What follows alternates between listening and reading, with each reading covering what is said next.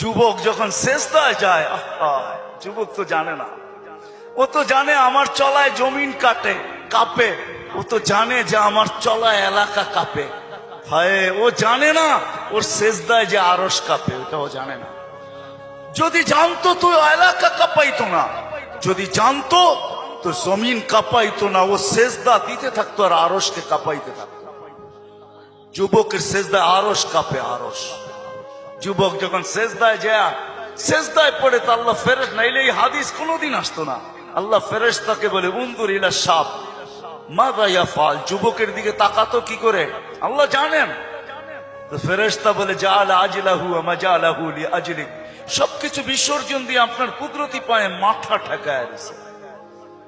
তা আল্লাহ বলে হাদা আবদি হাক্কা, এ আমার পারফেক্ট বান্দা, ইন্নী উবাহি বিহিল মালাইকা, তোমাদের উপরে আমি একে নিয়ে গৌরব করি।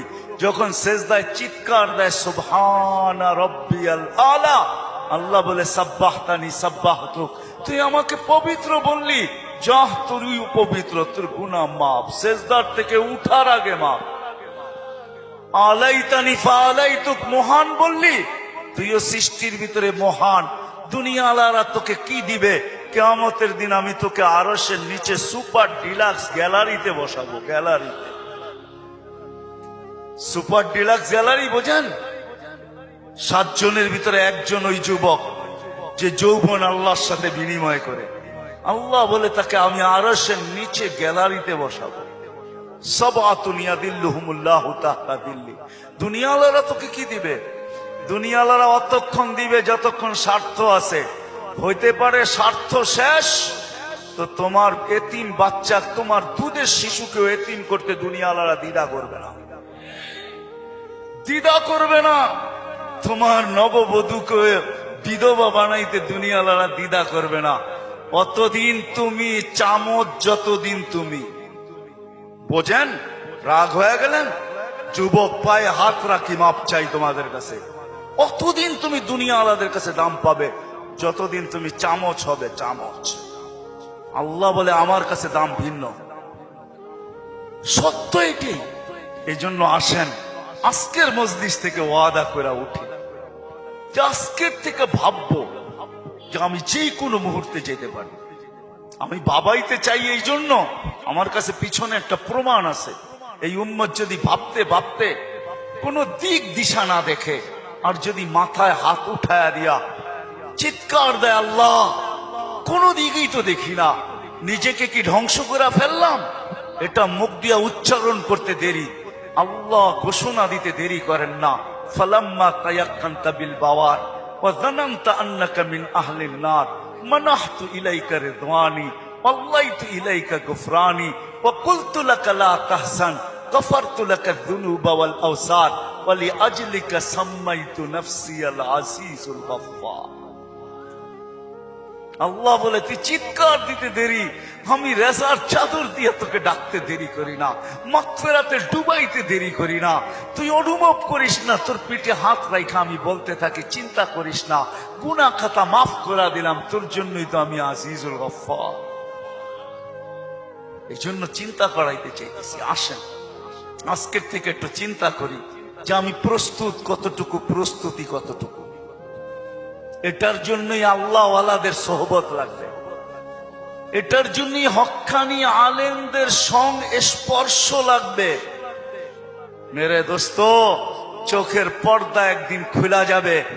যদিও আজকে আমরা নিশাগ্রস্ত, কোরআনই বলে ওয়াতারান নাসা সুকারা, আজকে সবাই আমরা নিশাগ্রস্তের মতো। যুবক যৌবনের নিশায়, নারী নারীত্বের নিশায়, পুরুষ পুরুষত্বের নিশায়, বাড়িওয়ালা বাড়ির নিশায়, দোকানওয়ালা দোকানের নিশায়, হাটওয়ালা হাটের নিশায়, ঘাটওয়ালা ঘাটের নিশায়, রোডওয়ালা রোডের নিশায়, অফিসওয়ালা অফিসের নিশায়, আদালতওয়ালা আদালতের নিশায়। প্রত্যেক ব্যক্তি কসম খোদার আমরা নিশাগ্রস্ত, যার কারণে অনুভব হয় না কিছু। ঘোর একদিন কাটবে, খোদার কসম কাটবে। মালাকুল মউত হাত রাখতে দেরি, নিশার ঘোর কাটতে দেরি হবে না। নিশার ঘোর কেটে যাবে, আমাদের নিশার ঘোর কেটে যাবে। কবি শুধু শুধু বলে নাই ফাসাউফা তারা ইদান কাশাফাল কুবারু আফারসুম তাহতা রিজলিকা আম হিমার। কোরআনও এক জায়গায় বলতেছে তুমি অতি সত্বর দেখবে, অতি সত্বর তুমি দেখবে, বেশি দূরে না। তারাউনাহু বাঈদা ওয়া নারাহু কারীবা। আল্লাহ বলে ভাবতেছো তুমি অনেক দূরে, না না আমরা দেখতেছি তোমার নাকের ডগায় চলে আসছে, তোমার দুয়ারে চলে আসছে। এই জন্যই আল্লাহর রাসূল দয়ার নবী সতর্ক করছেন উম্মতকে, আসবাহতা ফালা তানতাযিরিল মাসা, সকাল মিলল তো দুপুরের অপেক্ষা করো, বিকালের অপেক্ষা করো না। বিকাল মিলল তো সকালের অপেক্ষা করো না। এই জন্য আসেন, আল্লাহ ওয়ালাদের সোহবত লাগবে,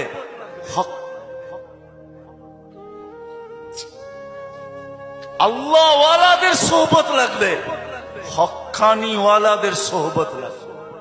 এদের সোহবতে যাবে যখন, সোহবত লাগবে, পরিবেশ লাগবে। ওই পরিবেশে যখন যাবেন, ওই সোহবতে যখন যাবেন, ওই জায়গায় যখন যাবেন, তখন পর্দা আস্তে আস্তে সরতে থাকবে। সূর্য যেমন উঠতে থাকে তো ঘন কুয়াশাও আস্তে আস্তে সরতে থাকে। এক সময় সবকিছু ক্লিয়ার হয়। হক্কানি ওয়ালাদের, আল্লাহ ওয়ালাদের সোহবতে যখন যাবেন, তখনই নিশা কাটতে থাকবে। ঘরে যখন আলোচনা হইতে থাকবে, নারী পুরুষ যখন আলোচনা করবে, তখন আস্তে আস্তে কুয়াশা কাটতে থাকবে। এই জন্য সবার কাছে দরখাস্ত, আসেন আসেন। লম্বা করার সুযোগও আমার কাছে নাই, কারণ আমি অসুস্থ, আমার চোখ উঠছে, তা নিয়েও আমি আসছি, কিন্তু ওয়াদা দিছি এই জন্য চলে আসছি। আমি আসছি গত 9 তারিখে, 1 মাস টানা সফর করার পরে আমেরিকা থেকে আসছি। আসার পরের দিন থেকে অসুস্থ, আর প্রতিদিনই প্রোগ্রামে যেতে হয়, কেননা ওয়াদা। এরা কি জবাব দিবে মানুষের সামনে? ইজ্জত বেজ্জতির প্রশ্ন। বিদায় চলে আসছি, বিদায় শেষ জায়গা আমি চলে আসছি। আসেন ভাবি, ভাববেন তো? পাক্কা ওয়াদা করতেছেন? আরে চিন্তা করেন, ওই উম্মত কেন চিন্তা করবে না যার চিন্তায় 60-70 বছরের ইবাদত রাখা আছে? লা তাফাক্কুরু সাআতিন খায়রুম মিন ইবাদাতি 60 আও 70 সানা। ওই উম্মতের চিন্তার কোনো প্রয়োজন ছিল না। সে চিন্তা করবে তো করবেই বা কেন? তার চিন্তার ভিতরে কোনো পোয়েট ছিল না, ওজন ছিল না, কোনো বিনিময় ছিল না। এই উম্মত চিন্তা করবে না তো করবে না কেন? যার প্রত্যেক চিন্তার মুহূর্তের বিনিময় 60-70 বছরের ইবাদত দেওয়ার জন্য আল্লাহ প্রস্তুত। নাইলে এই হাদিস আমাদের দুয়ার পর্যন্ত আসতো তো আসতো কেন? একটু বিবেক দিয়া ভাবেন না? আল্লাহ বিবেক দিছে, ভাবেন। ভাববেন না কেন? ভাবেন, আপনি ভাবেন। ভাবনার দ্বারা কি হবে? একটু আগেই তো আমি হাদিস শুনাইলাম, এই উম্মতের ভাবনারও ওজন আছে। এই উম্মত ভাবতে দেরি, আল্লাহর রহমত উম্মতের দিকে ছুটে আসতে দেরি করে না। এই জন্য ভাববো, হক্কানি আলেম আর আল্লাহ ওয়ালাদের সোহবতে যাব। যাবেন তো? যাবেন? কমসে কম নামান, কমসে কম নিজের নামটা লেখায় রাখেন, কাজে দিবে। জানি না কথাটা কতটুকু সত্য কতটুকু মিথ্যা, কিন্তু ছোটবেলার থেকে ছুঁইনা আসতেছি, এই জন্যই বলতেছি। আবার দেখতেছি যে কথাটা আসলেও সত্য। ইউসুফ আলাইহিস সালামকে যখন বুড়ি কিনতে যান, তো সবাই বলছে বুড়ি তুমি কিনবে তো কিনবে কি কইরা? টেন্ডার তো সবার আগে শো কইরা বসে আছে মিশরের বাদশাহ। এক টেন্ডারের উপরে যাবে তো যাবে কে? সবচেয়ে বড় পুলিশে লাগায় বসে আছে, তুমি কিনবে তো কিনবে কি কইরা? বলছে আমি কিনতে যাইতে চাইতেছি না, আমিও জানি কিনতে পারবো না, কিন্তু আমি চাই লিস্টিতে আমার নামটা থাক। কিয়ামতের দিন যদি লিস্টি খোলা হয় যে ইউসুফের ক্রেতা কে কে ছিল, আমার নামটাও যেন আসে। সত্য এটাই, কিয়ামতের দিন হক্কানি আল্লাহ ওয়ালাদের, ওলামাদের লিস্টিও খোলা হবে। লিস্টি যদি খোলা না হইতো তাহলে এই কথা আমার কাছে কোনোদিন পৌঁছতো না। এই উম্মতকে আল্লাহ ডাইরেক্ট জাহান্নামে পাঠাবেন না, ফয়সালা হয়ে গেল পাঠাবেন না, ডাইরেক্ট পাঠাবেন না। অন্য উম্মত ফয়সালা হবে সিধা জাহান্নামে, এই উম্মত যাবে না। এই উম্মতকে আল্লাহ এক জায়গায় নিয়ে জড়ো করবে। জড়ো করা বোঝেন তো? একত্রিত করবে। ওই জায়গায় নিয়ে করবে যেই জায়গা দিয়ে আলেমরা জান্নাতে যাবে। যখন আলেমরা ওইখান দিয়ে অতিক্রম করবে তো আল্লাহ পুরা মজমাকে বলবে, কে কাকে চিনো, কাল লিস্টিতে কার নাম আছে, তাড়াতাড়ি ধরো, চলা কিন্তু গেল। তো যায়া ধরবে, হযরত আপনার লিস্টিতে তো আমার নাম আছে, আপনাকে তো আমি চিনি, মহব্বত ছিল, ভালোবাসা ছিল, আসা যাওয়া ছিল, উঠা বসা ছিল, চলাফেরা ছিল, খাওয়া লওয়া ছিল, আর শুনেও আসতেছি আপনারা সুপারিশের অধিকার পাইছেন। আল্লাহ আপনাদের সুপারিশ কবুল করবে, আমাদের ফয়সালা জাহান্নাম হয়ে গেছে, একটু যদি হাত উঠায়া দিতেন হয়তো নিষ্কৃতি পাওয়া যেতাম। তো আলেমরা দেখবে যে ঠিক কিনা তার কথা, ওইখানে আল্লাহ প্রমাণিত করবে প্রজেক্টরের ভিতরে, দেখতে সে যা বলবে ওটা সত্যায়িত হইতে থাকবে। তারপরে আলেমরা সম্মিলিতভাবে আল্লাহকে বলবে, আল্লাহ আমরা জান্নাতে যাব না। তা আল্লাহ বলবে, কেন যাবে না? এরা সবই তো আমগো লিস্টির মানুষ, সবই তো পরিচিত, এরা দুযোগে চলে যাবে আর আমরা জান্নাতে চলে যাব। রাসূলুল্লাহ সাল্লাল্লাহু আলাইহি ওয়াসাল্লামকে মুখ দেখাবো তো দেখাবো কি? যাব না। বলছে কেন, কখন যাবে? এদেরকে দিলে যাব। তা আল্লাহর রহমত জোশ আসবে, আল্লাহ বলবে যে যাকে চিনো নিয়ে চলে যাও, এটার নামই সুপারিশ। এই জন্য বলি কমসে কম নামটা রাখেন লেখা, যান সম্পর্ক জোড়েন আল্লাহ ওয়ালাদের কাছে, আর বলেন হুজুর আমার নামটা একটু লেখা রাখেন, যে আপনার সাথে আমার সম্পর্ক লেখা রাখেন। চড়বেন তো, নাইলে আমি এত লম্বা কথা বলতাম না। আর তৃতীয় হইল, আজকের থেকে কোনোদিন নামাজ ছাড়বো না, ওয়াদা কিন্তু পাক্কা। যেইখানে থাকি, যেই অবস্থায় থাকি, যেইখানেই থাকি ওইখানেই দাঁড়ায়। দুনিয়ার কিছু নামাজ আছে, এক নামাজে জান্নাত আছে। হ্যাঁ হ্যাঁ আছে, হুজুরকে জিজ্ঞেস করেন। পাহাড়ের চূড়ায় আজানের আওয়াজ গেছে, ওইখানেই দাঁড়ায় গেছে। আল্লাহু আকবার। চূড়ার নামাজ তাকে জান্নাত দিবে, জান্নাত। হ্যাঁ, ক্ষেতের ভিতরে আছে, ক্ষেতের আইল বলেন আর লাইল বলেন আর যেটাই বলেন, ক্ষেতের ভিতরে আছে, আজানের আওয়াজ আসছে, ওইখানেই আতাইলের ভিতরে বলেন আর লাইলের ভিতরে বলেন আর আইলের ভিতরে বলেন, গামছা বিছাইছে আর আল্লাহু আকবার। মালিক তুই বড়, আমার ক্ষেত বড় না। অফিসে আছে, কাজ করতে করতে ছুটার রাস্তা নাই, চেয়ারের পাশেই দাঁড়ায় গেছে। আল্লাহু আকবার। এই সমস্ত ক্ষেত্রগুলা জান্নাত ওয়াজিব করে দেয়, ওয়াজিব। আল্লাহ ফেরেশতাদেরকে দেখায় কত ব্যস্ত, দেখ, তারপরেও আমার ডাক শুনতে দেরি, আল্লাহু আকবার বলতে দেরি করে না। আল্লাহ কত বড়। আমি যদি বিজ্ঞান পড়াইতাম আপনাদেরকে, তাহলে পড়াইতাম আল্লাহ কত বড়। কার কুদরতি পায়ে রাখা, পাও রাখার অনুমতি, মাথা রাখার আপনাকে অনুমতি দিতেছে। আল্লাহু আকবার শুধু তর্জমা জানি, আল্লাহ মহান, কিন্তু সৌরজগৎ দিয়া জানি না।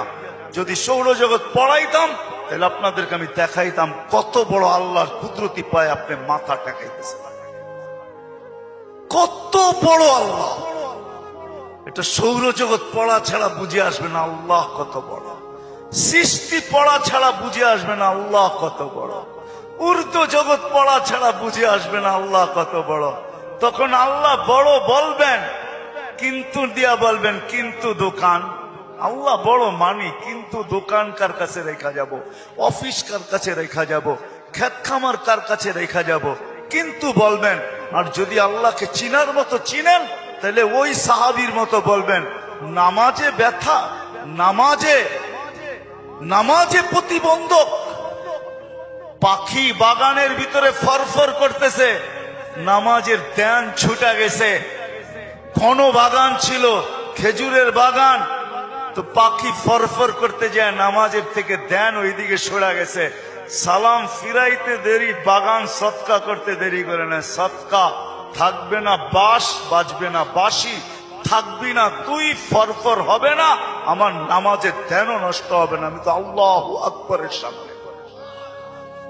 আল্লাহকে যদি চিনে তাহলে ওই আবু দাহদার মতো হয়। এক খেজুর গাছ, 600 খেজুর গাছের বাগান, এক খেজুর গাছের বিনিময় আল্লাহ রসুল ওয়াদা করছে এক সাহাবীর সাথে যে খেজুরের মালিক থেকে তোকে বাগান গাছ নিয়ে দিব, কিন্তু ও ছিল মুনাফেক। বলছে খেজুরের গাছ আমাকে দে, তোকে আমি জান্নাতে বাগান নিয়ে দিব।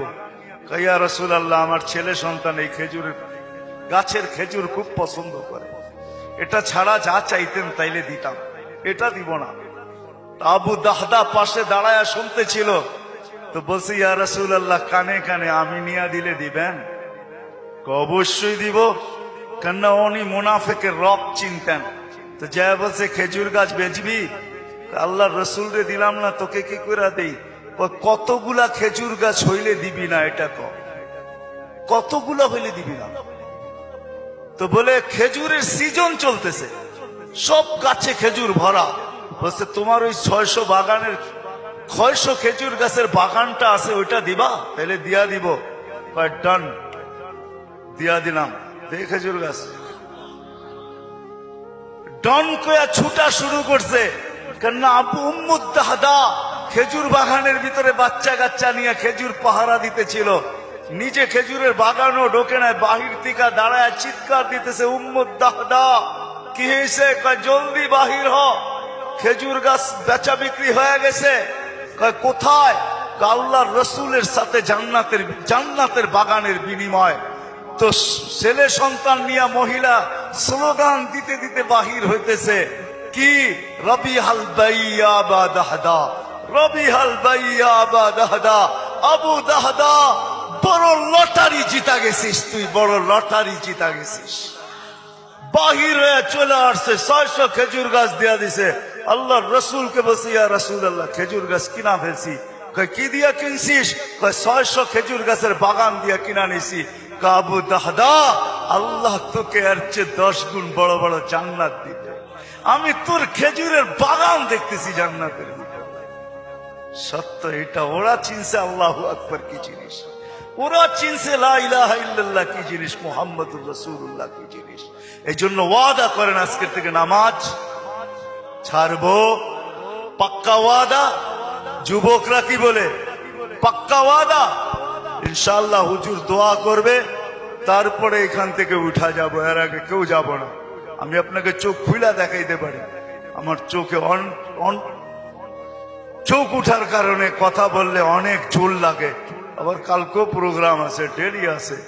আসছি আমি 9 তারিখে, 1 মাস সফর করার পরে টানা আমাদের তাবলিগি সফর ছিল। 1 ঘন্টার জন্য এরকম কোনো সুযোগ ছিল না থামার। তারপরও চলে আসছি। উঠা চলে যাবেন? আল্লাহওয়ালা মানুষ, একটু আগেই তো আল্লাহওয়ালাদের সোহবত বলতেছিলাম। ইনশাআল্লাহ ওনার দোয়া শুইনা, দোয়া নিয়া তারপরে যাব। আল্লাহ আমাদের সবাইকে আমল করার তৌফিক দান করে।